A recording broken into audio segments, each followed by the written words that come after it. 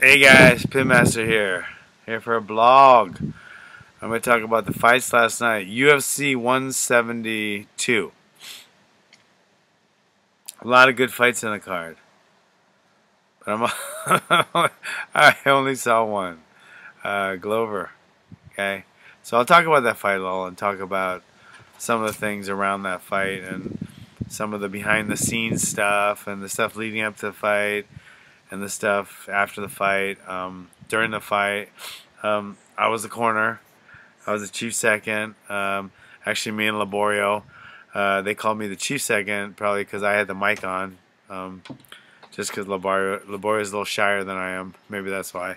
But anyway, so Glover Teixeira fought Jon Jones last night. He lost a unanimous decision. I thought he probably lost at least 4 of the rounds. Could be 5, but I gave the first one. I thought it was pretty close. But either way, it doesn't really matter. It's 6-1, half dozen the other. He lost the fight, unanimous decision. No arguing about it. I thought he lost the fight, but there's so much more to it than that fight. I mean, he lost the fight on paper. He didn't get the W, but he got what from that fight and what Jon Jones knows about him now, and what I know about him. I've known about him, but this was really, really proved it to me without a shadow of a doubt, because I've never seen Glover lose a fight like this. I've never seen Glover bleeding. I've never seen Glover hurt so bad. Glover hurt his right shoulder really bad the first round. The first round. Okay, and that's not an excuse, because Jon Jones hurt his shoulder. So just like when Tyron Woodley hurt Condit's knee, and then they said, well, he fought him with a hurt knee. Yeah, but Woodley hurt his knee. So Jon Jones hurt Glover's shoulder with in the tie-up on the clinch against the cage, tweaked his shoulder, and he hurt it. So Glover couldn't use his right hand very well. His I was wondering why you see me in the corner. I was trying to get him to throw that right hand harder, and he told me like in one round, "Hey, can you get some ice on it?" I thought sometimes he has shoulder problems, but it's just from training them too much. I didn't know he had he never said he has an actual torn ligament or torn tendon. So we found that out after. I mean, it was obvious. It was actually disfigured and swollen, and you could tell there was something seriously wrong with it, and he's going to have an MRI Wednesday. And the fact that he fought with it like that, besides the massive gaping cut above his eye, right above his eye. And then he thinks he has a broken rib too, but it wasn't, but whatever. I mean, again, Jon Jones caused all these injuries. So there's no excuse for it, saying, well, he went into the fight, he got into a car accident the day before, and then he fought. That's not what I'm trying to say, because Jon Jones, skillfully hurt Glover, but Glover, with the heart of a lion, fought on. Like I said, after the first round, barely lifting that arm, he went and just kept fighting and fighting. He didn't just fight. I mean, he didn't just hang in there to try to survive. He was swinging. I mean, up last bell. I mean, he was swinging, still trying to win. I mean, the heart was unbelievable. And besides the shoulder, he had the massive cut that, like I said, no excuse, because Jon caused it with a beautiful elbow. So it was part of Jon's plan. You want to hurt your opponent. As morbid as that sounds and as mean as it sounds, it's not mean. It's two warriors, and that's what they're trying to do. They're trying to hurt each other. They're trying to beat each other. But they're not trying to, they're not trying to demoralize each other. They're not trying to disrespect each other. They're not trying to, permanently, hurt each other. They're trying to beat each other in the toughest sport on the planet. And that does include cutting. You don't throw elbows unless you're trying to cut the guy. And that's perfectly fine. It's a beautiful technique.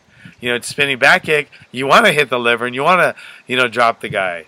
So, it proves two things. Number one, Jon Jones is just unbelievable as a champion, and he's such a great martial artist.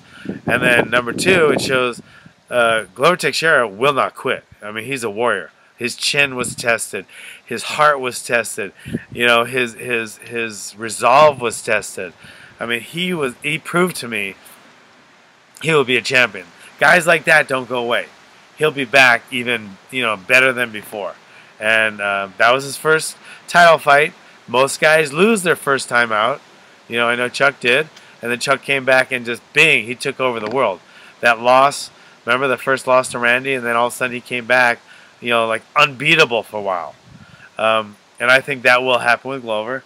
But right now it's Jon Jones' day. And it was a great fight, great camaraderie, great mutual respect for each other. In the dressing room after the fight, they were like, you know, it was unbelievable to watch. I mean, just how much respect and each one of them had, and a couple things I noticed, like Glover's nose was broken. He had a gash on his nose as well, and his mouthpiece came out a couple times. And Jon Jones could have taken advantage of that because the referee doesn't have to pick up the mouthpiece, doesn't have to stop the action. He doesn't have to. And Jon Jones could have made it so he didn't. But when Glover's mouthpiece came out, Jon Jones stepped back and pointed to the mouthpiece like, hey, let's get the mouthpiece back in. That's unbelievable respect. That's unbelievable camaraderie. That's unbelievable sportsmanship. It was unbelievable. I mean, the way they conducted themselves in that fight was unbelievable. It said so much more than just a win or a loss or a title or, you know, even a title or a challenger. It just showed this two warriors and just how much respect and skill and heart and power and speed and conditioning. And I mean, when you watch it, even I was watching it hating every second of it. I mean, I was like a basket case because my guy wasn't winning and he was hurt. I hate to see my guys hurt. You guys know that.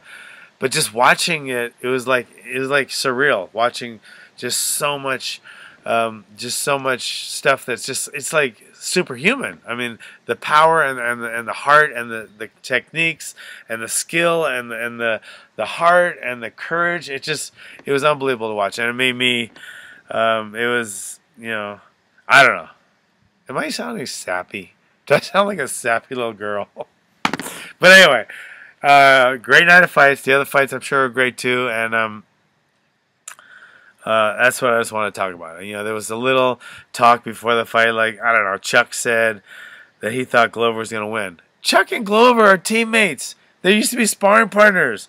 Chuck is his mentor. He said he's going to win. He didn't show any disrespect to Jon Jones, but the media or somebody is trying to stir that pot and say, oh, Chuck disrespected Jon Jones. No, he didn't. He said he thought Glover was going to win. You know, and then he said, well, then they said he thought he would beat Jon Jones in his prime. He's not in his prime right now. Chuck is retired. He's out of his prime. He's never going to fight again. Okay, if you ask Marvin Hagler if he thought he could beat, Carlos Monzon in his prime, he would have said yes. If you ask Tyson if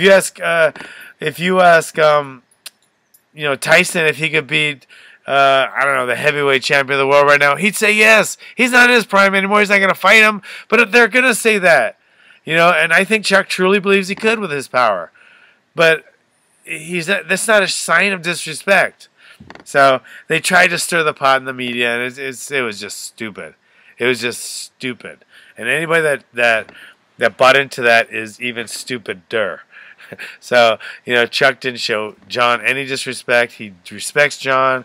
We all do. Jon's a great athlete, a great Camp, Jackson, Winklejohn, you know, Gibson. I mean, those guys are, one of the best camps in the world. You know, obviously I'm favoring, ATT with Laborio and the gang, but, you know, it's all, there's no us against them, let's fight. Like, we're not like fighting in the Ukraine. We're not back in Nicaragua with the Contras and shit. You know, this is a sport. It's a combat sport where these camps are all martial artists and they have mutual respect for each other. Not hatred, not jealousy, not, anger. It's mutual respect, and they're trying to build the greatest martial artists in the world, and they're doing a damn good job between ATT, AKA, Jackson's, The Pit. You got there's so many more. You got Empower. You got you know, Gracie, which is affiliated with Empower. You got all the back east. There's some really good ones with. There's just so many. They're great camps, and there's mutual respect. I mean, you'll see pictures of me after, you know, I'm gonna put it into my next blog with just, you know, like me and some of the instructors from the other camps. We're like this. I mean, there's no anything but respect, mutual respect. So anyway, that's my blog. I was just talking about kind of a behind the scenes and what was going on in the fight, and, you know, not just, you know, watching it objectively, but more, you know, emotionally. I might have got a little sappy like a little girl, but I do that time to time. I think I might need some TRT. I heard that from someone. I'm not gonna tell you who, but somebody said, "John, you're getting wimpy and you get too emotional." Because I even cry sometimes. And somebody said, "I think your testosterone, I think your testosterone's low." So anyway, I don't know. Maybe I do. I think I might have to go in some TRT. Maybe top ramen therapy. I don't know. Whatever. Anyway, thanks for coming.